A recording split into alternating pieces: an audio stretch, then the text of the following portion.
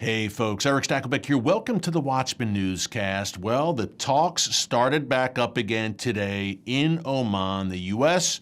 and Iran, focusing on Iran's nuclear program. Now, these were indirect talks.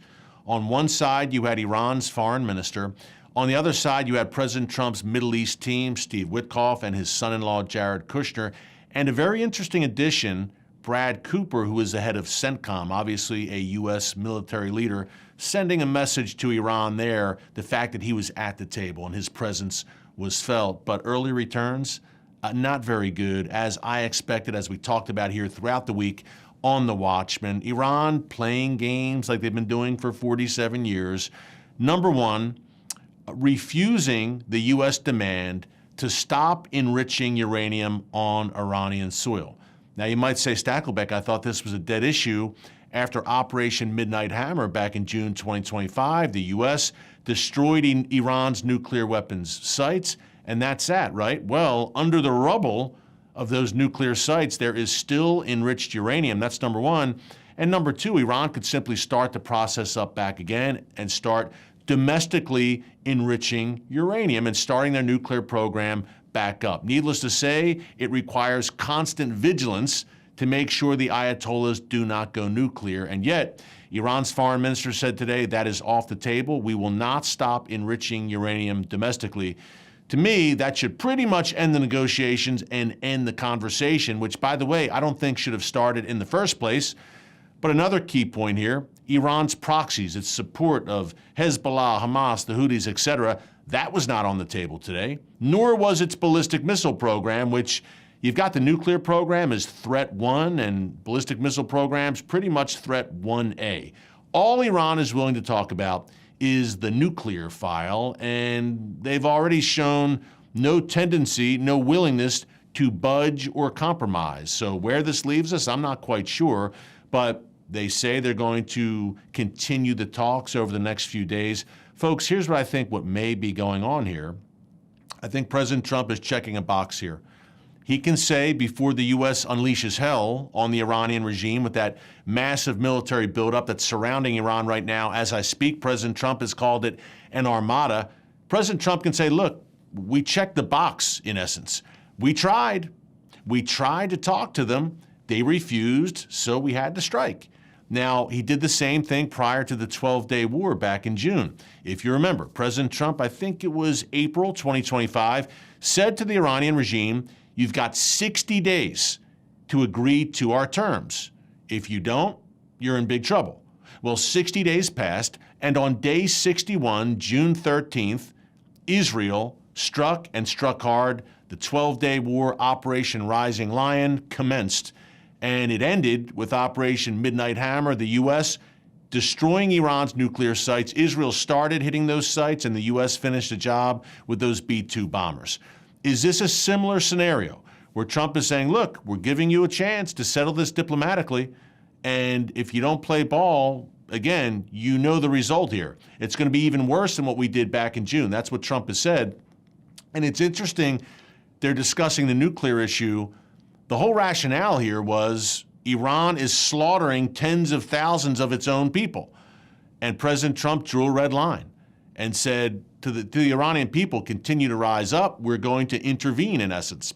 So that's the biggest issue that really sparked the new round of tensions and U.S. forces moving into the region. I think the nuclear issue may be a bit of a smokescreen here. And I would be very surprised if there is not some sort of military action against Iran. Anything is possible, of course, but President Trump is a man who keeps his red lines, needless to say. I think this might be part of the process. And also, look, who knows what kind of operation is being planned here by the U.S., perhaps in tandem with Israel? Is it surgical strikes designed to take out the Ayatollah Khamenei and key leaders, saying the Islamic Revolutionary Guards Corps, who were behind the massacre of the Iranian people this past month? Or is this a widespread campaign President Trump is planning with regime change and a new Iran? I think it's all on the table, folks, needless to say. And by the way, Israel said today that any Iranian attack against Israel, and look, the regime has promised if the U.S. attacks, they will respond by attacking not only U.S. forces in the region, but Israel directly. The Israeli government said the response from Israel would be, quote, Operation Rising Lion on steroids. So Iran has been warned clearly. Have they received the memo? Tough to say. It doesn't seem like they have. You got to remember that the Ayatollah Khamenei is a fanatic. He is a jihadist fanatic with an Islamic end times ideology. So at the end of the day, the only answer in Iran is to get rid of this wicked, demonic regime, the world's #1 state sponsor of terrorism. And speaking from an American perspective, they've got loads of American blood on their hands. I talked about that with the U.S. ambassador to Israel, our good friend Mike Huckabee. We'll get to that interview in a minute. Before I do, real quick, we talked about Operation Rising Lion, the threats against Israel. Israel has been facing threats on 7 different fronts since the October 7th massacre over 2 years ago. And on the front lines of Israel, of course, our good friends Magen David Adom, Israel's emergency services system. It's SaveLivesIsrael.com. Folks, these are Israel's first responders, EMTs, paramedics, doing God's work quite literally when missiles are falling and terror is unfolding. Magen David Adom, first responders, are the first on the ground. And get this, it's a mostly volunteer force. They collect, distribute Israel's blood supply to civilians and the IDF alike. They dispatch every ambulance in Israel. They put their lives on the line. Over 30 Magen David Adom volunteers have been killed since October 7th. They've lost over 17 ambulances in the line of duty. And yet they're volunteers. They're not getting paid for this, putting their lives on the line quite literally for their people and their land. It's SaveLivesIsrael.com. They need your help. Again, Israel, it's a time of turmoil like the nation hasn't seen since 1948. Magen David Adom is on the front lines. SaveLivesIsrael.com, fulfilling that biblical mandate to bless Israel. Can't think of a better way to do it. Magen David Adom, SaveLivesIsrael.com. Okay, here is my sit down from Jerusalem. Actually, he joined me, Ambassador Mike Huckabee, with a lot of great insights into what comes next with Iran and the U.S.-Israel relationship, the alliance growing stronger. Take a look. Ambassador Huckabee, always great to see you. Thanks for joining us. I think a great place to start is these talks tomorrow. What would a good deal look like for the United States and for the free world? Of course, Iran's nuclear program, sponsorship of terror proxies, its ballistic missile program. How could this deal turn out to be a good thing, if a deal is even possible with this regime? What could a good deal look like for America and the free world? Well, Eric, a really, really good deal would be that the Ayatollah would decide that it's time for him to retire. New leadership in Iran, they're not going to murder their own people anymore. They're going to give up all of their nuclear aspirations and enriched uranium, as the president has continually told them they must do, and that they would in their stockpile of ballistic missiles. I was so grateful for what you said early, and you've been following this for many years. You know it as well as anybody in the media, and that is that Iran has not simply got its crosshairs focused on Israel. It's always been that America was the ultimate target. Quite frankly, Israel is just an hors d'oeuvre. The United States is the ribeye that they're waiting for. And if anybody doubts that, they have not been following this over the past 47 years. Yeah. That red line that President Trump drew, by the way, Ambassador, look, basically saying to the Iranian regime, if you slaughter your own people, you will pay consequences. President Trump is a man who keeps his red lines. That's his MO. So if Iran walks away from the negotiating table here, does not agree to terms, could we expect perhaps some more forceful action against the regime in the days to come? I think it's pretty fair to say that the military assets that the president has ordered toward the Mediterranean are not there just for decoration. Would we like to avoid a kinetic war? Of course we would. You know who would really like to avoid it? Me. Because if we have one, I'm going to be right in the dead center of it, as will 700,000 Americans who are living in Israel and 10 million people who live in this country, a tiny little sliver of real estate that's a fairly open target. Now, thank God the people of Israel have an extraordinary missile intercept system, but there's nothing that is perfect, and there could be significant civilian casualties. So do we want a peaceful solution? Absolutely. Does the president want a peaceful solution? He always has, but he's not a chump. And there's a difference between being a Trump and being a chump. He is a Trump. And if people follow what he has done, both his first and second term, they realize this isn't a guy that you play games with. But he's also a person that would always want to bring things to a peaceful resolution rather than to have to engage in combat. Yeah, Ambassador, so well said. And this is the one moment, I think, in the past nearly half century since his wicked regime came to power in Tehran that they finally met their match in President Trump and then some, needless to say. Hey, you mentioned the potential blowback for Israel. You were there, of course, on the ground during the 12-day war. During that conflict, Ambassador, Israel and the U.S. had such great cooperation. Can you talk a bit more? We saw Israel's Security Cabinet meeting today in Jerusalem. Can you talk a bit more about that synergy between Israel and the United States under President Trump in dealing with this Iran threat, which is really a global threat, not just a regional threat?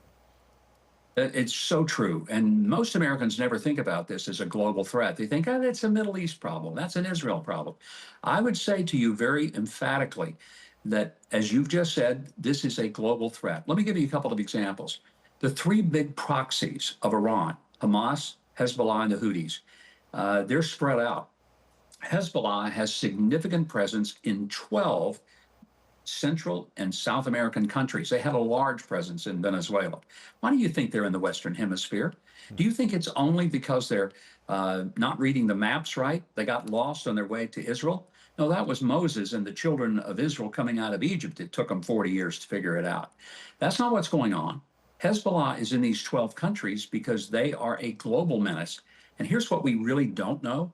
How many of the millions of illegals who slipped across the border without us having any idea of who they were, how many of them are sleeper cells living in the United States, patiently waiting for the order to come from Tehran to rise up and commit brutal, sadistic terrorist attacks on Americans?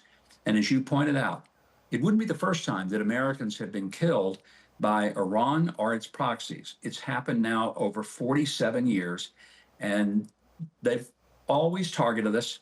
When someone tells you for this length of time that they want to kill you, you'd be really stupid not to. Ambassador, you have literally a front row seat for the U.S.-Israel relationship, and I've had to laugh, I should say, over the past several months where the mainstream media says there's daylight.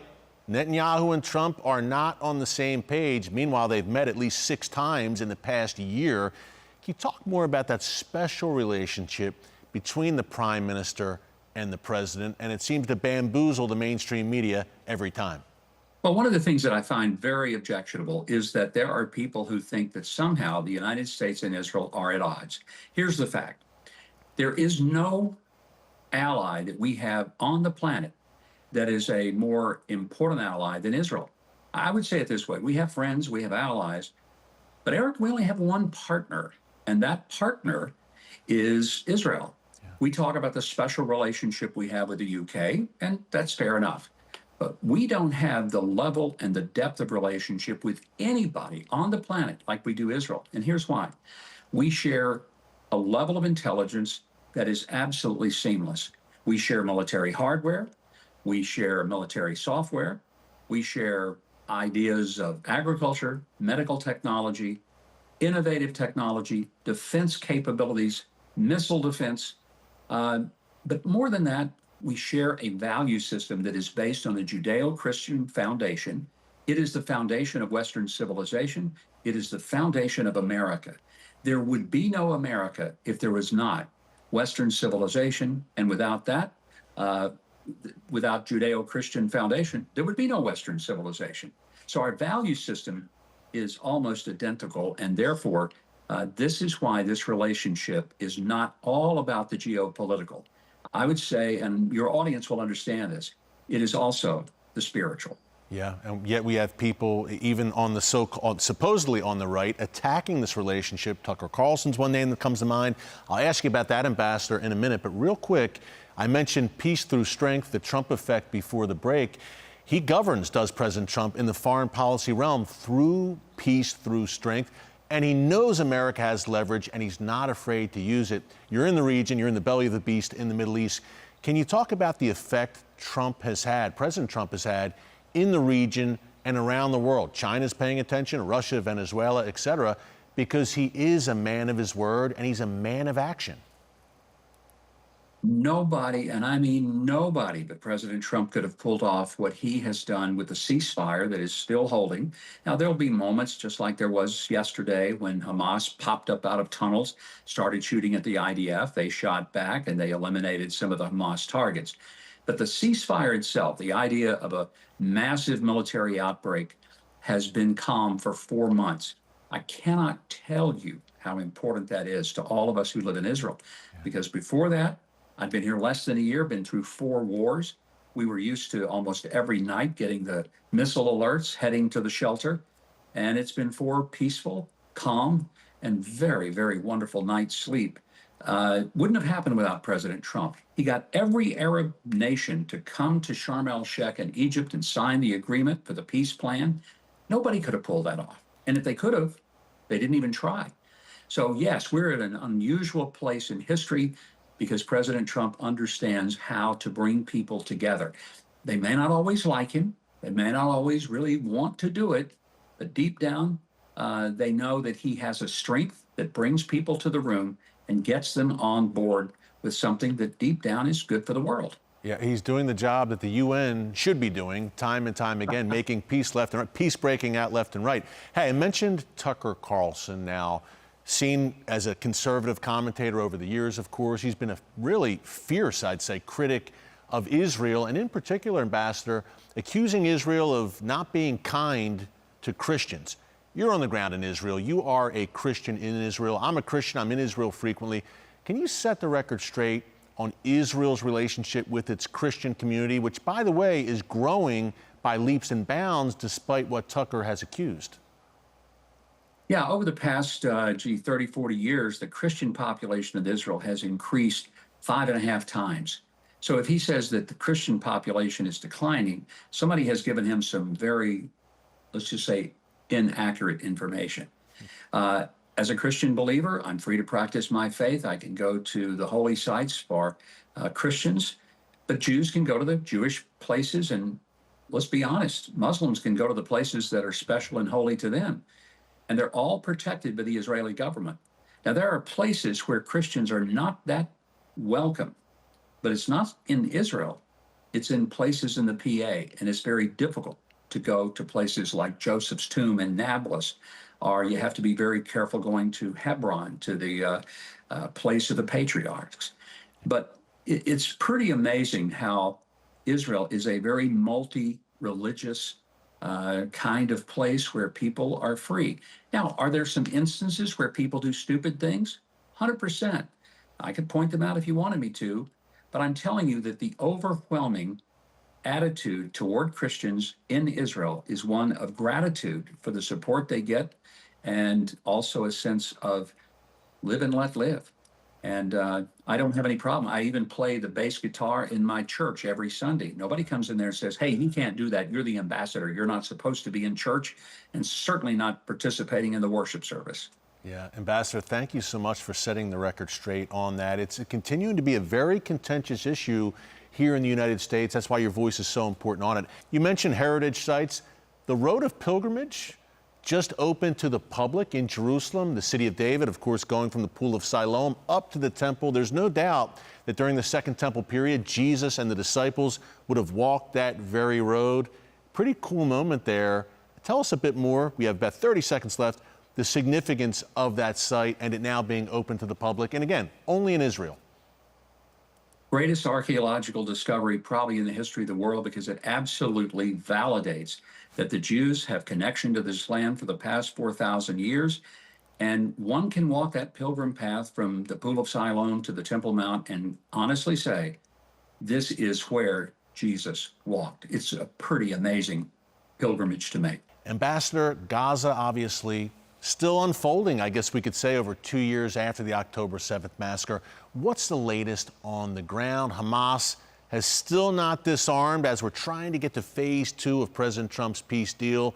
Will Hamas eventually disarm, or is it going to take a bit of a nudge, needless to say, to get them to play ball? They take a nudge. I'm not sure. They would be smart if they did what the president has told them repeatedly they're going to have to do. And that's they're going to have to lay down their arms, and they have no future in Gaza. So they should lose any ambition whatsoever that they're going to help govern even a piece of it. Even thinking of them doing that would be like saying, yeah, the World War II is over, but we'll let the Nazis have a little piece of Germany and its governing going forward. Nobody would have thought that that was a good idea. Everyone would have said that's ridiculous. And President Trump has pretty much said that's ridiculous. Hamas is not going to have a future in Gaza. Will it take something more than gentle persuasion? The president has said if it does, it does. And they would be wise to heed his advice. But I will say this, there's a lot of cynicism. Well, it may not be working like it's supposed to. Eric, I'm going to tell you again, we're in a ceasefire. Not only that, but something else has happened here that most people back in America cannot fully appreciate, and that is that every single hostage, living and deceased, has been returned. First time since 2014 that there is not one hostage being held by Hamas in Gaza. I'd say this is a huge success story that is unfolding with new chapters every day. Yeah, it truly is. And it's happening, by the way, without, in many cases, the active support of our Western allies.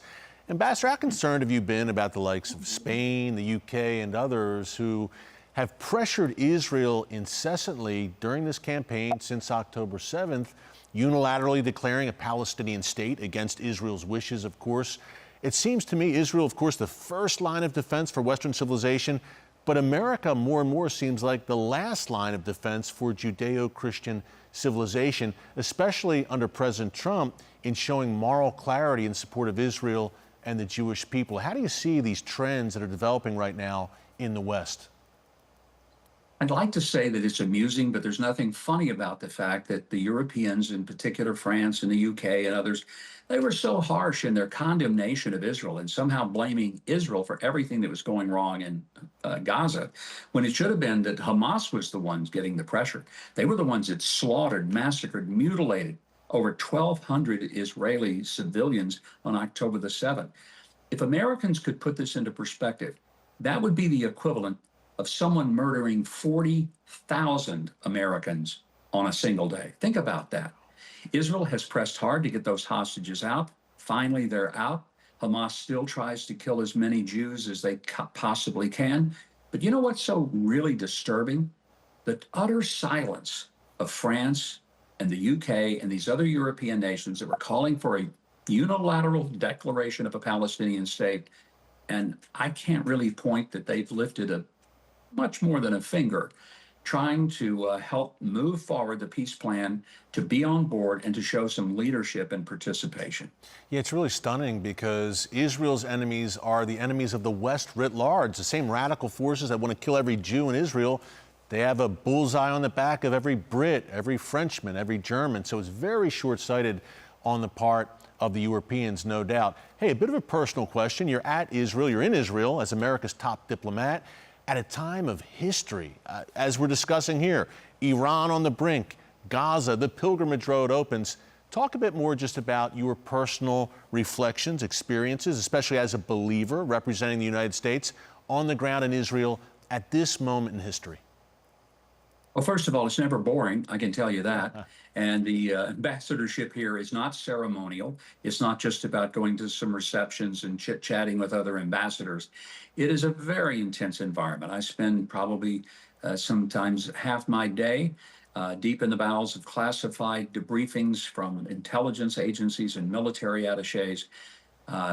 There's so much going on always in terms of the threats that come against Israel, which, as you mentioned before, they are threats against the United States. But I also want to say, what an amazing time to serve President Trump, the United States of America, and to serve the Lord God, the God of Abraham, Isaac, and Jacob, the God who came in the person of Christ and walked this planet right here where I live, to serve at this particular time when you see not just a war of military, but you see the spiritual war of the forces of God versus the forces of hell itself. And just to have the front row seat and to every day, Eric, witness a miracle. I mean, I really mean that. I know people think, okay, you're supposed to say those kind of spiritual things on a Christian television show. Look, I say it to the most secular audiences in Israel, to Jewish audiences who aren't even observant. And sometimes they may look at me like, never thought about that before. But I say, think about it, because if you don't see the miracles in this country every day, I think it takes more faith to not believe in God than it does to simply look around and say, oh, yeah, there is a God. Great conversation there with my good friend, the U.S. Ambassador to Israel, Mike Huckabee. I think back to Operation Midnight Hammer, there was a lot of deliberation. If you remember, will Trump strike or won't he? Ultimately, he did. And folks, I really think that Mike Huckabee moved the needle. You may remember this message he sent to President Trump. I think he just texted him, and he said, look, God will guide you, essentially, to do the right thing here. Trump actually publicized the text. I don't think Ambassador Huckabee expected that, but it all worked out great because I think Ambassador Huckabee really moved the needle.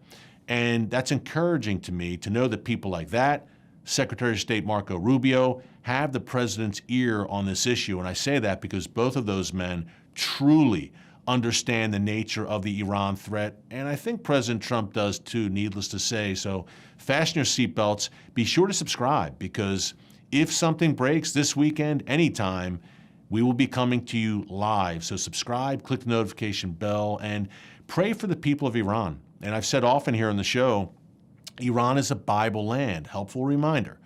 Darius, Cyrus, Esther, Mordecai, Ezra, Nehemiah, from your Bible, that all unfolded in ancient Persia, which is modern-day Iran. It is a Bible land. God is moving there. He's not done with Iran, not done with the people there. It's home to the fastest-growing church in the world, largely worshiping underground. But it's amazing. And imagine a day, hopefully very soon, without this demonic regime, how the Iranian people, God willing, could flourish and followers of Jesus could flourish in Iran and the gospel could go out across that great nation, folks, with an incredible history. Remember, ancient Persia throughout your Bible. So keep it all in prayer. Have a great weekend. If anything happens, we'll be coming to you live. Until next time, God bless you. And remember, never hold your peace. Hey everyone, thanks for checking out the Watchman Newscast. Make sure you hit the subscribe button so you never miss an upload, and tap the bell icon so you're notified every time a new video is posted. And don't forget to share your thoughts, insights, and comments below. Thanks for watching. We'll see you back here tomorrow.